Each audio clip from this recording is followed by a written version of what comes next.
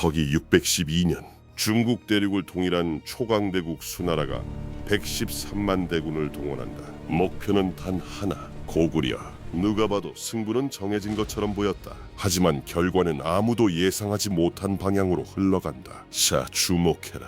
나는 고구려 대신 을지문덕이다. 오늘 내가 직접 브리핑한다. 113만이라는 말도 안 되는 숫자를 어떻게 무력화시켰는지 처음부터 끝까지 설명해주겠다. 나를 그냥 용맹한 장수 정도로 아는 사람들이 많다. 아니다. 나는 칼보다 머리를 먼저 쓰는 장수였다. 전쟁은 칼을 뽑기 전에 이미 결정된다. 좋다. 바로 시작하겠다. 먼저 당시 상황부터 정리해주겠다. 이걸 모르면 이 전쟁을 이해할 수 없다. 서기 589년 수나라가 약 300년간 쪼개져 있던 중국을 하나로 통일한다. 초대 황제 수문제가 강력한 중앙 집권 체제를 만들면서 수나라는 단숨에 동아시아 최강의 제국으로 올라선다. 문제는 그 다음이다. 2대 황제 수양제. 이 자를 기억해둬라. 야망이 끝이 없는 자였다.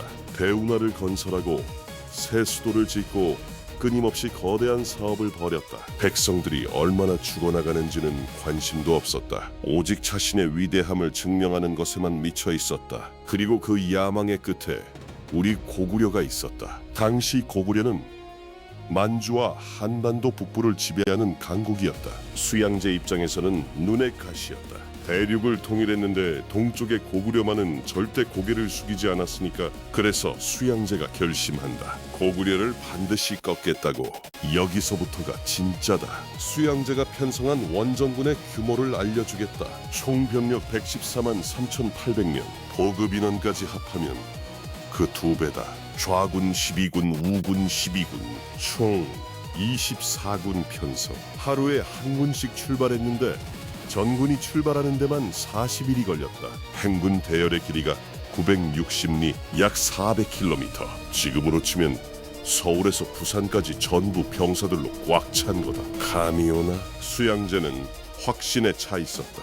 이 정도면 고구려 따위는 싸워보지도 못하고 끝날 거라고.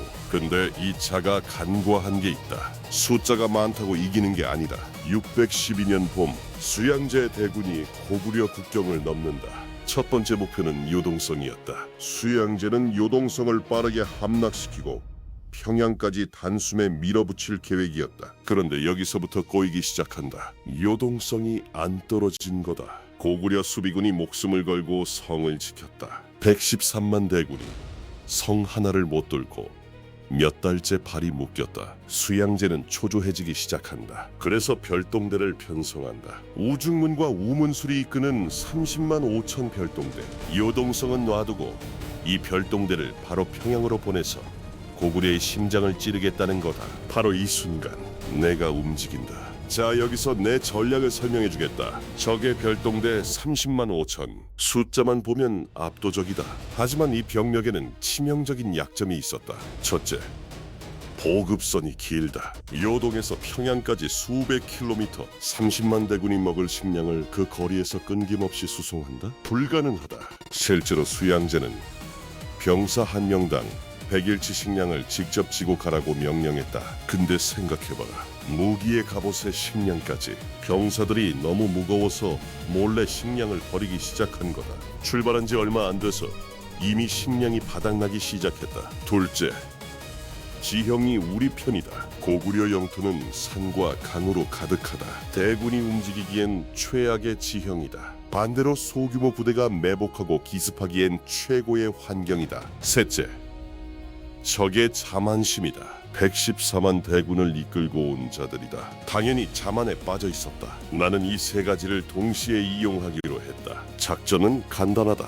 적을 최대한 깊숙이 끌어들인다. 싸우는 척하면서 계속 진다. 적이 방심하고 지칠 때까지 후퇴한다. 그리고 살수에서 끝낸다. 이게 내 그림이었다. 자, 이제 실전이다.